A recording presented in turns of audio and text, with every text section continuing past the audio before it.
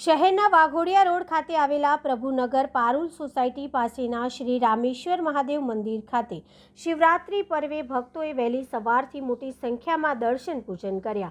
આજે સમગ્ર ભારત તથા વિદેશોમાં પણ મહાશિવરાત્રિ પર્વની ઉજવણી કરવામાં આવી રહી છે, ત્યારે શહેરના પૂર્વ વિસ્તારમાં આવેલા વાઘોડિયા રોડ ખાતે પ્રભુનગર પારુલ સોસાયટી ખાતે આવેલા શ્રી રામેશ્વર મહાદેવ મંદિર ખાતે મહાશિવરાત્રિ પર્વ વહેલી સવારથી જ ભક્તોએ ભગવાન ભોલેનાથની પૂજા દર્શન કર્યા હતા। શ્રી રામેશ્વર યુવક મંડળના પ્રમુખ પ્રણવ ત્રિવેદીના જણાવ્યા અનુસાર અહીં મહાશિવરાત્રિ પર્વથી 3 દિવસ સુધી વિવિધ કાર્યક્રમોનું છેલ્લા 4 વર્ષથી આયોજન કરવામાં આવે છે, જેમાં મહાશિવરાત્રિ પર્વે અહીંયા સવારે ભક્તો માટે ભાંગની પ્રસાદી, ફળાહાર, મહાપ્રસાદીનું આયોજન સાથે જ ભગવાન ભોળેનાથના શણગાર દર્શન સહિતના આયોજન કરવામાં આવે છે। સાથે જ આવતીકાલે અહીંયા મંદિરના પ્રાંગણમાં મહારુદ્ર યજ્ઞનું આયોજન કરવામાં આવ્યું છે। સાથે જ સાંજે મહાપ્રસાદીનું આયોજન કરવામાં આવ્યું છે, જ્યારે શુક્રવારે રક્તદાન શિબિરનું આયોજન તથા સાંજે મહાઆરતી સુંદરકાંડ પાઠનું આયોજન કરવામાં આવ્યું છે। આ કાર્યક્રમમાં દર્ભાવતીના ધારાસભ્ય શૈલેષભાઈ મહેતા, સોટ્ટા મીનાબેન મહેતા તથા ધ્રુમિલ મહેતા સાથે જ ભારતીય જનતા પાર્ટીના વડોદરા શહેરના પ્રમુખ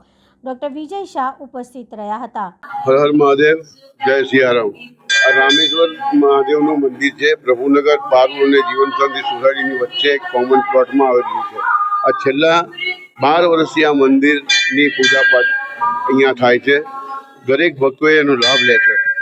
શું કાર્યક્રમ અમે આ છેલ્લા 4 વર્ષથી 3 દિવસનો પ્રોગ્રામ રાખીએ, જે મહાશિવરાત્રિના દિવસે ભાંગ તથા ફરાળી પ્રસાદનું વિતરણ, સાંજે ભજન સંધ્યા તથા સમૂહ આરતી કરીએ છીએ।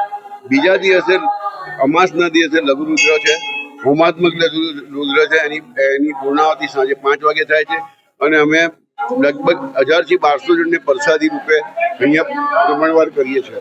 એમાં એક ટોકન પેટે જ અમે ખાલી ગણતરી પૂરતા જ અમે પૈસા દઈએ છીએ, બાકી બધું સમિતિના મેમ્બરો તનતોડ મહેનત કરીને કલેક્શન કરીને ભેગું કરે છે। ત્રીજા દિવસે અહીંયા બ્લડ ડોનેશનનો કેમ્પ તથા સાંજે સુંદરકાંડના લાઈવ પાઠનું આયોજન કર્યું છે। આ અમારું 4થું વર્ષ છે 3 દિવસના કાર્યક્રમનું। લોકોનું આજુબાજુનો ખૂબ પૂરો સપોર્ટ અને સહકાર મળતો રહે છે, એથી જ આ પ્રોગ્રામ 3 દિવસ અમે કરી શકીએ છીએ। જય સિયારામ, હર હર મહાદેવ। અતિથિ વિશેષ તરીકે કોણ આવશે?